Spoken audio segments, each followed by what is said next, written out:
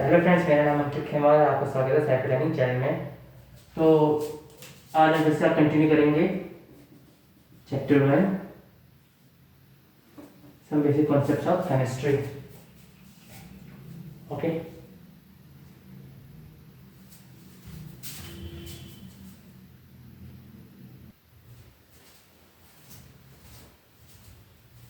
इसलिए हमने पढ़ा था कि 3 तरह के मैटर होते हैं, सॉलिड, लिक्विड और गैस। और उसके अलावा 2 और होते हैं, बोथ आइसोटोप, कंडेंसेट और प्लाज्मा। तो अब हम बात करेंगे कि मैटर का क्लासिफिकेशन कैसे होता है। मतलब मैटर 2 हिस्सों में बटे हुए हैं। सबसे पहला क्लासिफिकेशन देखें तो क्लासिफिकेशन ऑफ मैटर, ये 2 हिस्सों में बटे हैं, मिक्सचर और प्योर। पहला होता है मिक्सचर और दूसरा होता है प्योर। मिक्सचर वो होते हैं इसमें 1 और मोर प्योर सब्सटेंस होते हैं।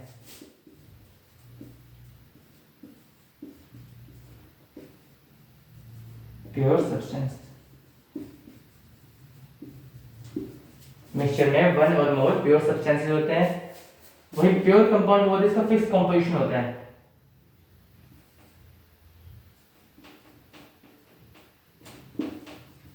कंपाउंड्स हैविंग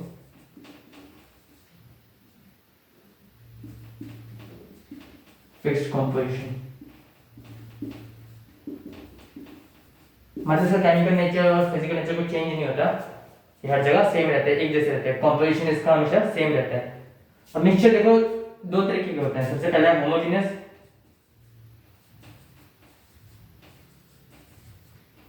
और दूसरा है हेटेरोजेनियस।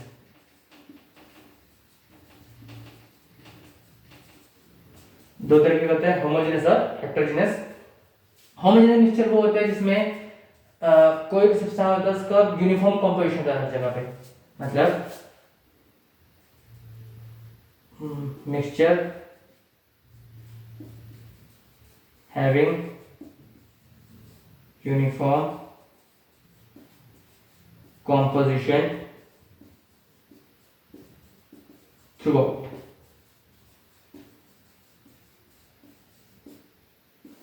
मतलब वो मिक्सचर जिसका कॉम्पोजिशन सेम होता है, यूनिफॉर्म होता है थ्रू आउट, उसे कहते हैं होमोजेनियस मिक्सचर। तो होमोजेनियस मिक्सचर इस तरह की, मतलब कोई चीज जिसमें घुल जाए और उसको पता ना चले। जैसे कि एग्जांपल के तौर पे शुगर सॉल्यूशन। शुगर सॉल्यूशन मतलब पानी में अगर हम चीनी घोलें तो घोलते रहोगे, एक टाइम पे चीनी पूरी पूरी गायब हो जाएगी। ठीक है, तो उस तरह का जो है, उस तरह का सॉल्यूशन कहलाता है होमोजेनियस मिक्सचर। शुगर या फिर सॉल्ट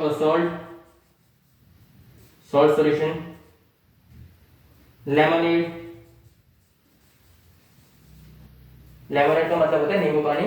नींबू पानी में भी उसका जो कॉम्पोजिशन होता है वो मतलब पूरी तरह मिक्स हो चुका होता है, तो कॉम्पोजिशन इसका यूनिफॉर्म होता है।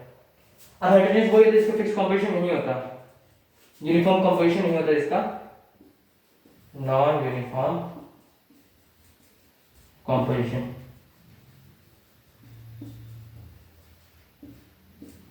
नॉन यूनिफॉर्म कॉम्पोजिशन किसका होता है? जैसे कि एग्जांपल के तौर पे सैंड इन वाटर।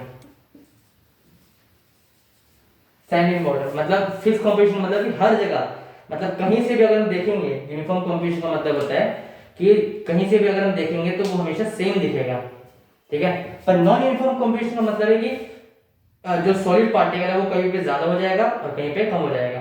जो भी चीज घुल रही है वो कहीं पे ज्यादा लेगा, कहीं पे कम लेगा। वैसे हम देखते हैं सैंड इन वाटर में, कभी जब रेत कभी पानी में डालेंगे तो रेत जो है नीचे बैठ जाएगी पूरी पूरी, और पानी ऊपर ऊपर रहेगा, तो इसलिए हम रेत को अलग कर सकते हैं किसी भी चीज में। वैसे दूसरा देखते हैं स्टोन्स इन वाटर, या फिर वही देखते हैं स्टोन्स इन सैंड। रेत में पत्थर अलग से दिख जाते हैं, रेत में पानी में अगर तुम पत्थर डालोगे तो वो भी अलग से दिख जाएगा। तो ये सब जो है हेटेरोजेनियस है, मतलब इनका कंपोजिशन फिक्स नहीं, मतलब यूनिफॉर्म नहीं होता, अलग अलग होते हैं। अब प्योर भी 2 तरीके के होते हैं, एक होता है एलिमेंट्स और एक होते हैं कंपाउंड्स। एलिमेंट्स मतलब नॉर्मल तुम्हारे जो एटम्स होते हैं जो एकदम प्योर एग्जैक्ट फॉर्म में मिलते हैं। जैसे कि एल्यूमिनियम, आयरन और सोडियम, क्लोरीन, ऑक्सीजन और भी बहुत सारे, निकल, जो सारे पीरियोडिक टेबल में जितने भी एलिमेंट्स हैं वो सब के सब इसी के अंदर आते हैं एलिमेंट्स के रूप में। मतलब पीरियोडिक टेबल में जो भी सारे हैं 118 है, उस सब के सब एलिमेंट्स कहलाते हैं, तो वो प्योर कंपाउंड में आते हैं। और यही एलिमेंट्स अगर फिक्स रेशियो में ज्वाइन हुए, ठीक है, फिक्स रेशियो में एक दूसरे के साथ मतलब कॉम्पोजिशन बनाए, तो उसे कहते हैं कंपाउंड्स।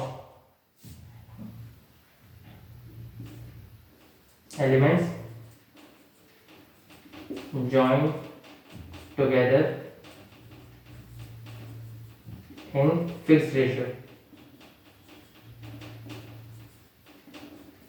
जो एलिमेंट फिक्स रेशियो में ज्वाइन होते हैं उन्हें कहते हैं कंपाउंड्स। एग्जांपल के तौर पे वाटर, H2O, मतलब इसमें दो हाइड्रोजन के एटम, एक ऑक्सीजन का एटम मिक्स हो रहा है। ग्लूकोज, C6H12O6, 6 कार्बन के एटम्स, एलिमेंट्स कह सकते हैं कार्बन एलिमेंट्स, 6 कार्बन के एटम्स, 12 हाइड्रोजन के एटम्स और 6 ऑक्सीजन के एटम्स, ये एक साथ मिक्स हो तो ये क्या कहलाएंगे? कंपाउंड्स। वैसे बहुत सारी चीज होती है, सॉल्ट ले लो, सॉल्ट में होता है NaCl, मतलब एक सोडियम का एटम और एक क्लोराइड का एटम, तो मिलके बनता है सोडियम क्लोराइड, ठीक है। तो ये क्लासिफिकेशन है मेन मैटर का, क्लासिफिकेशन ऑफ मैटर, मिक्सचर जो होते हैं होमोजेनस और हेटेरोजेनस, और प्योर में एलिमेंट्स और कंपोनेंट कंपाउंड्स। तो इसको देख लेना एक बार, इस तरह से क्लासिफाई किया जाता है। और यही सेम चीज हमने 9th क्लास में भी पढ़ी थी, ठीक है। 11th क्लास से तुमने 9th क्लास में यही सेम चीज पढ़ी होगी, सेकंड चैप्टर में इस मैटर अराउंड प्योर, उसमें पता चलेगा कि इसमें एक मिक्सचर होता है और एक प्योर कंपाउंड होता है। तो मिक्सचर जो होता है 3 तरीके के बताए थे, एक होता है सॉल्यूशन, एक होता है सस्पेंशन और एक होता है कोलॉइड्स। सॉल्यूशन मेनली वही होता है जो होमोजेनस होता है, उसमें एक चीज दूसरी चीज से कंप्लीटली मिक्स हो जाती है, ठीक है। और मेनली हम इसमें पढ़ते हैं सॉल्यूशन में 2 कंपोनेंट जुड़ते हैं, बाइनरी सॉल्यूशन के बारे में पढ़ना है हमें इसमें। 11th में भी 12th में भी सिर्फ बाइनरी सॉल्यूशन के बारे में पढ़ना है। बाइनरी सॉल्यूशन में 2 कंपोनेंट होते हैं, एक होता है सॉल्यूट जो कि कम क्वांटिटी में पाया जाता है, और एक होता है सॉल्वेंट जो ज्यादा क्वांटिटी में पाया जाता है। सॉल्वेंट के अंदर सॉल्यूट डलता है तब जाके कोई सॉल्यूशन बनता है, ठीक है। तो होमोजेनस हेटेरोजेनस मिक्सचर अलग है। तो होमोजेनस में सॉल्यूशन आता है, और वे सस्पेंशन जो होते हैं वो एकदम पूरे पूरे हेटेरोजेनस होते हैं, मतलब वो ऐसी चीजें हैं जो पूरे नीचे बैठ जाएंगी, घुलेंगी नहीं कभी भी, और कभी घुलेंगी भी तो वापस कुछ टाइम बाद नीचे वापस आ जाएंगे। तो उस तरह के हेटेरोजेनस सब्सटेंस होते हैं, वो सस्पेंशन होते हैं। अब बात तीसरी कैटेगरी आती है कोलॉइड्स की। तो कोलॉइड्स जो होते हैं वो इन दोनों के बीच में आते हैं, मतलब सस्पेंशन के पार्टिकल थोड़े बड़े होते हैं, सॉल्यूशन के पार्टिकल थोड़े छोटे होते हैं। तो और कोलॉइड के पार्टिकल के साइज जो है इन दोनों के बीचों बीच आता है, ठीक है। तो इसलिए रिएक्ट जल्दी, मतलब कोलॉइड ना ही पूरी तरह होमोजेनस है ना ही पूरी तरह हेटेरोजेनस है, ये बीचों बीच कहीं पे आता है। मतलब मेनली इसको हेटेरोजेनस ही बोलते हैं क्योंकि कोलॉइड दिख जाते हैं, ठीक है। तो उसके मतलब इसकी प्रॉपर्टीज पूरे 9th क्लास में दे रखी है अलग से, इसके बारे में आगे भी बताऊंगा। तो अभी तो यही है क्लासिफिकेशन ऑफ मैटर।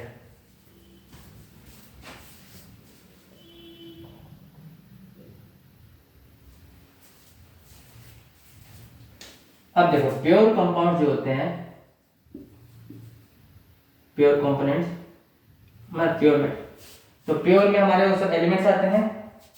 अब हाइड्रोजन का एलिमेंट, ऑक्सीजन का एलिमेंट, कार्बन का एलिमेंट, ये सब एटम्स के रूप में पाए जाते हैं। तो प्योर में हमारे पास 2 चीजें होती हैं, मतलब प्योर में हमारे पास एक होता है एटम और दूसरी चीज होती है मॉलिक्यूल। मॉलिक्यूल आता है कंपाउंड में, ओके। प्योर चीज में सिर्फ हमको प्योर एटम्स मिलेंगे।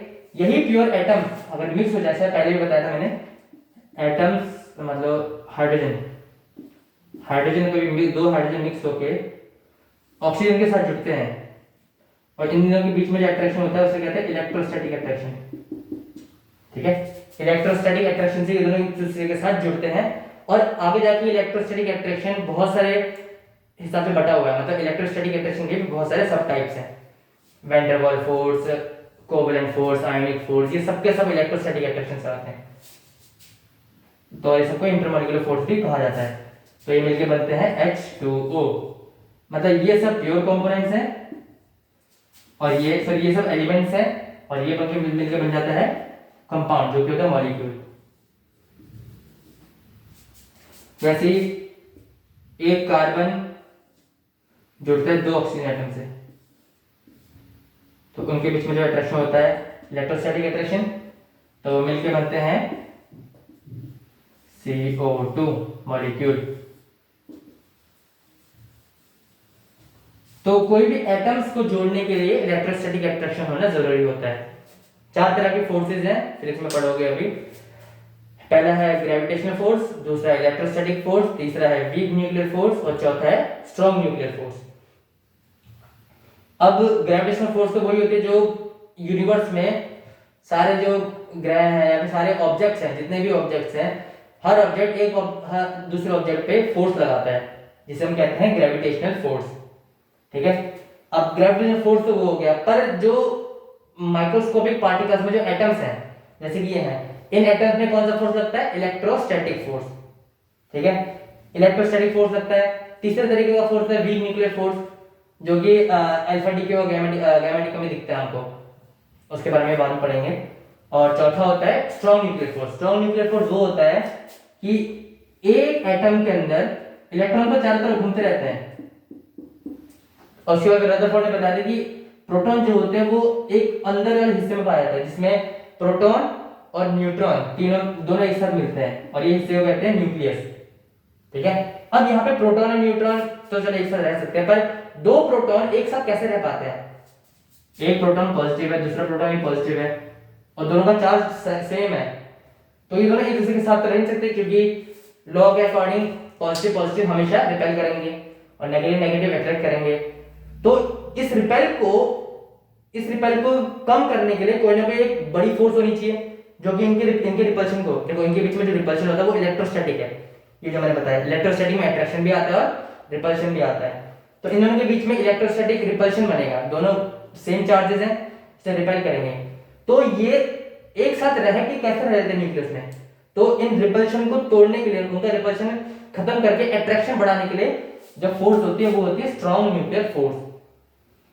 इसमें लगता है स्ट्रॉन्ग न्यूक्लियर फोर्स, तभी जाके इतने सारे प्रोटॉन एक न्यूक्लियस में रह पाते हैं।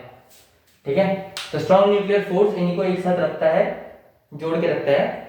इसलिए हम कह सकते हैं कि स्ट्रॉन्ग न्यूक्लियर फोर्स जो है इलेक्ट्रोस्टैटिक फोर्स से ज्यादा पावरफुल है, क्योंकि इलेक्ट्रोस्टैटिक फोर्स को अलग करने का काम कर रही है, पर फिर भी स्ट्रॉन्ग न्यूक्लियर फोर्स ने इसको अपने साथ जोड़ के रखा है, एक दूसरे के साथ जोड़ के रखा है। न्यूक्लियस में कोई एटम बनना पॉसिबल होता है।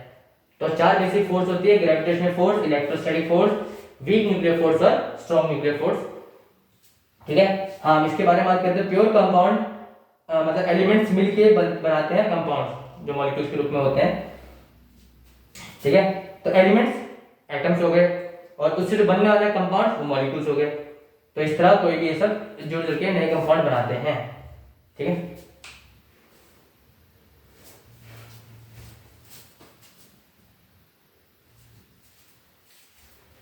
तो अब हम बात करते हैं मैटर के फिजिकल प्रॉपर्टीज और केमिकल प्रॉपर्टीज के बारे में। फिजिकल प्रॉपर्टीज वो प्रॉपर्टीज होती हैं जिसमें हमें सब्सटेंस की आइडेंटिटी बिना चेंज करे हम उसको ऑब्जर्व कर सकें। कोई भी चीज मतलब हमें डायरेक्ट दिख जाए, हम उसको कोई केमिकल रिएक्शन ना करना पड़े, उस प्रॉपर्टीज को कहते हैं फिजिकल प्रॉपर्टीज। और वही केमिकल प्रॉपर्टीज वो होती है जिसमें हमें किसी के सब्सटेंस का केमिकल रिएक्शन करना पड़ता है, मतलब केमिकल प्रॉपर्टी उसकी चेंज करनी पड़ेगी ताकि उसमें हम उसमें केमिकल रिएक्शंस में देख सकें, और इससे हमें केमिकल प्रॉपर्टीज के बारे में पता चलता है। और केमिकल प्रॉपर्टीज में तीन चीजें होती हैं ज्यादातर। केमिकल कंपोजिशन, मतलब उसका कलर कैसे चेंज हो रहा है और क्या क्या उसमें हीट इवॉल्व हो रही है या फिर हीट एब्जॉर्ब हो रही है, सब चीजें। दूसरा कंबस्टिबिलिटी, कि जल रहा है तो कितने टेम्परेचर पर जल रहा है, कितनी हीट इसको चाहिए जलने के लिए, वो सब देखा जाता है। और तीसरा रिएक्टिविटी, ज्यादातर इसमें जो रिएक्टिविटी होती है वो एसिड और बेस से होती है, तो इसलिए हम कभी कभी एसिडिटी और बेसिडिटी भी निकालते हैं। एसिडिटी में H+ आयन से निकाला जाता है और बेसिडिटी OH- आयन से। तो ये भी इक्विलिब्रियम में पढ़ना है कि एसिडिटी और बेसिसिटी कैसे निकलती है।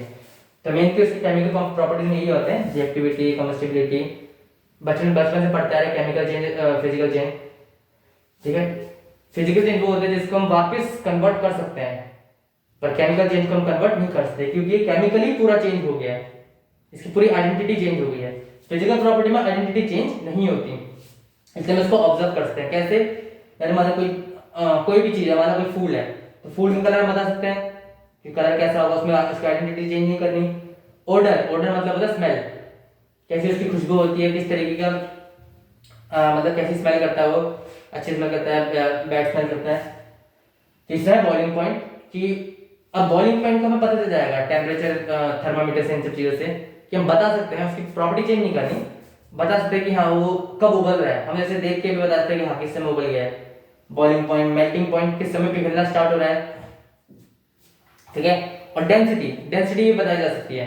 डेंसिटी होती है मास पर यूनिट वॉल्यूम, मतलब एक गिवन वॉल्यूम में कितना मास होता है उसे कहते हैं डेंसिटी। मतलब मान लो तुम्हारे पास 1 लीटर का, मतलब 1 लीटर का कोई भी बर्तन है, तो उसमें तुम कितना ज्यादा मास डाल सकते हो, वो उसकी डेंसिटी कहलाएगी। अगर 1 लीटर के बर्तन में तुम्हारे पास 2 kg मास है, तो उसकी डेंसिटी 2 kg पर लीटर होगी, क्योंकि 1 लीटर का उसमें डाल रहे हैं, तो 2 kg पर लीटर उसकी डेंसिटी होगी।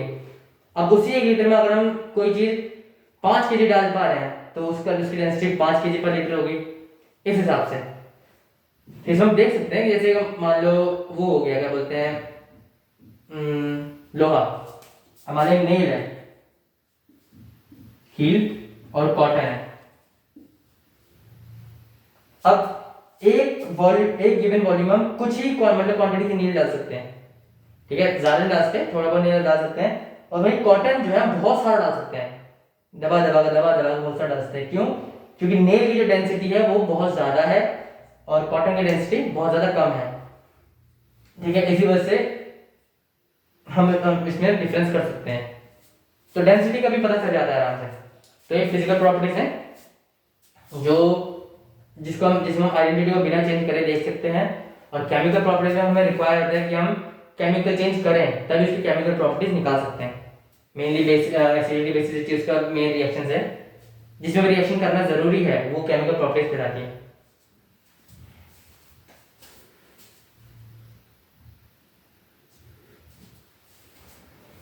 तो अब अगला देखते हैं मेजरमेंट, मतलब जो फिजिकल और केमिकल प्रॉपर्टीज होती हैं, अब उसको मेजर कैसे किया जाता है। तो मेजर करने के लिए मेनली शुरुआत में अर्ली 18वीं सेंचुरी में तो हमारे इसमें 2 सिस्टम थे, एक है इंग्लिश सिस्टम और दूसरा था मैट्रिक सिस्टम।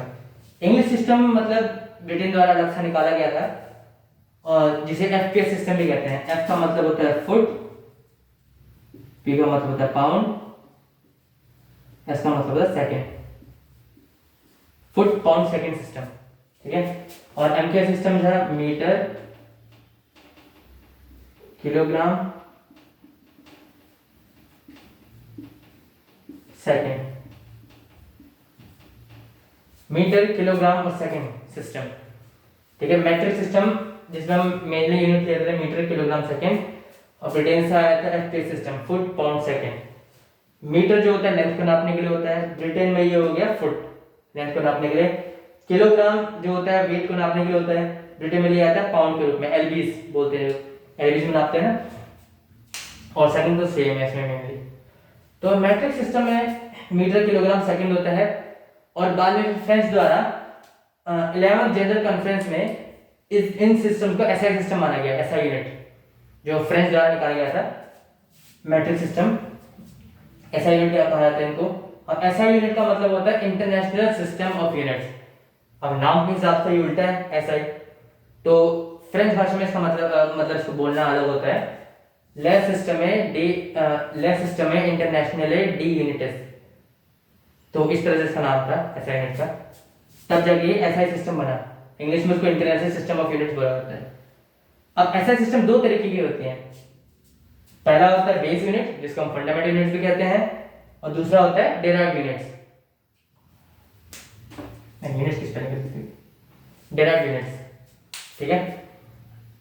तो बेस यूनिट मेनली 7 होती है। देखो बेस यूनिट वो होती है जो एक स्पेसिफिक यूनिट है जिनसे बाकी सारी यूनिट बनी है, सारी, तो वो यूनिट कहलाती है बेस यूनिट, या फिर इसको फंडामेंटल यूनिट भी कहते हैं। 2 अलग अलग नाम है, बेस यूनिट्स और फंडामेंटल यूनिट्स।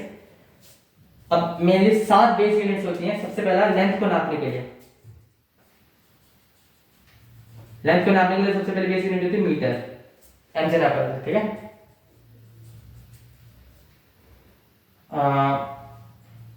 वेट को नापने के लिए और फिर मास को नापने के लिए। अब मास जानना है हमें, मास को नापने के लिए जो होता है केजी, किलोग्राम। टाइम को नापने के लिए होता है सेकंड,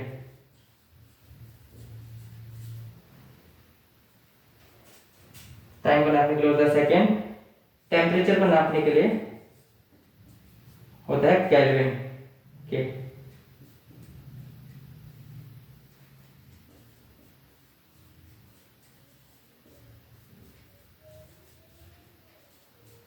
टेम्परेचर को नापने के लिए केल्विन होता है। इलेक्ट्रिक करंट को नापने के लिए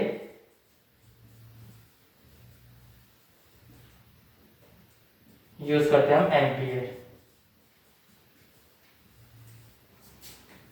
अमाउंट ऑफ सब्सटेंस मतलब किसी चीज में सब्सटेंस कितना है,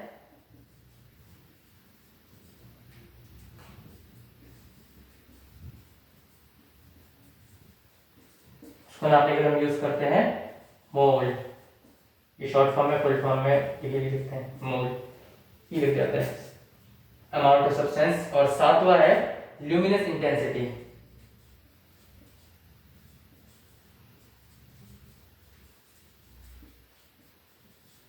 ट्वेल्थ में इसके बारे में ज्यादा पढ़ना है, मतलब कुछ पढ़ना ही नहीं इसके लिए।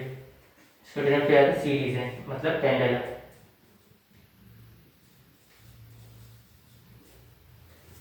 तो ये 7 बेस यूनिट्स होती हैं। अब इनकी स्पेसिफिक डेफिनेशंस भी हैं, केमिस्ट्री में इतनी इंपॉर्टेंट नहीं, फिजिक्स में इंपॉर्टेंट है। तो ये है 7 बेसिक यूनिट्स। अब इन्हीं बेसिक यूनिट्स के सब यूनिट्स होते हैं, मतलब जो इनसे डायरेक्ट होके आएंगे। अब देखो जो ये मीटर है, मीटर को हम छोटे से छोटा कर सकते हैं, बड़े से बड़ा कर सकते हैं। ओके, जैसे कि मेजरमेंट अगर हमें करना है तो मीटर, सबसे पहले अगर हम इसको 1 मान लें तो इसकी छोटी छोटी यूनिट आएगी सेंटीमीटर, जो कि होता है 10⁻⁻²। मिलीमीटर 10⁻⁻3। माइक्रोमीटर म्यू से दिखाते हैं, म्यू 10⁻⁻6। नैनोमीटर इसको डिनोट करते हैं 10⁻⁻9। पिकोमीटर को डिनोट करते हैं 10⁻⁻10। फर्मीमीटर सॉरी -10 -12। इनके बीच में एक और आता है, इसको हम एंगस्ट्रॉम कहते हैं। लिख देता हूँ एंगस्ट्रॉम, इसको आगे मीटर नहीं लगता, ये होता है 10⁻⁻10 मीटर। और फिर फर्मी मीटर ये होता है 10⁻⁻15 मीटर। तो ये हमें देखना है और इसके बारे में कम पढ़ना है ज़्यादा। एंगस्ट्रॉम आता है बहुत जगह वेवलेंथ समय निकालने के लिए। अब इसकी बड़ी बड़ी यूनिट कौन सी है, किलोमीटर है, ये होती है 10⁻3। मेगामीटर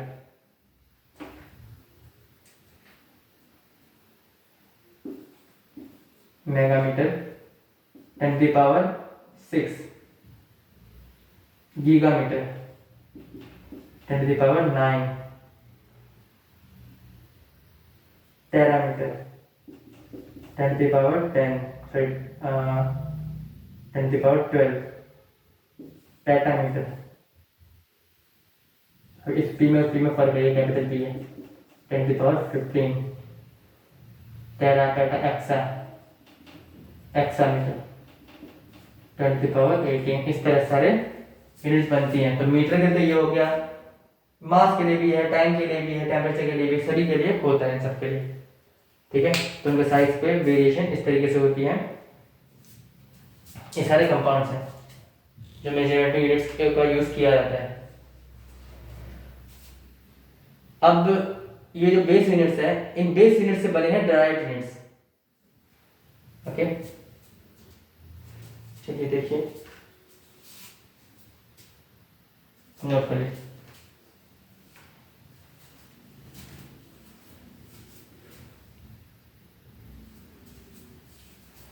अब बात करते हैं डेराइव्ड यूनिट्स के बारे में।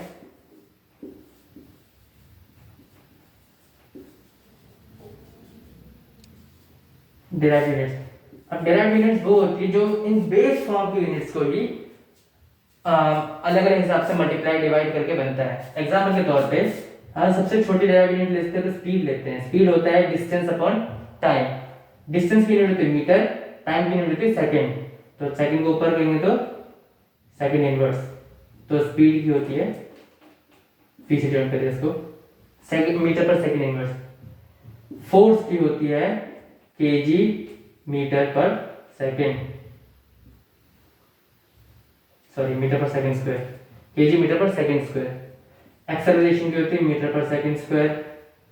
डेंसिटी की जो भी हमने बात करी वो होती है मास पर वॉल्यूम होता है तो केजी, केजी पर लीटर। एक हम लिखते हैं केजी ml -3। ओके, और भी बहुत सारी यूनिट बन सकते हैं इससे।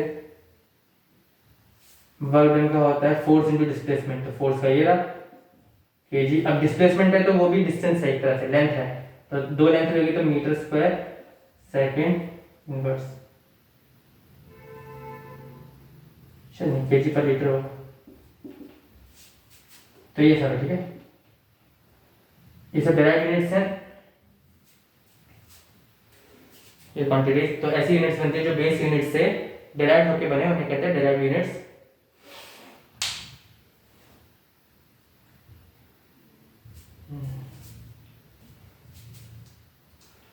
क्या खोल रहा हूँ,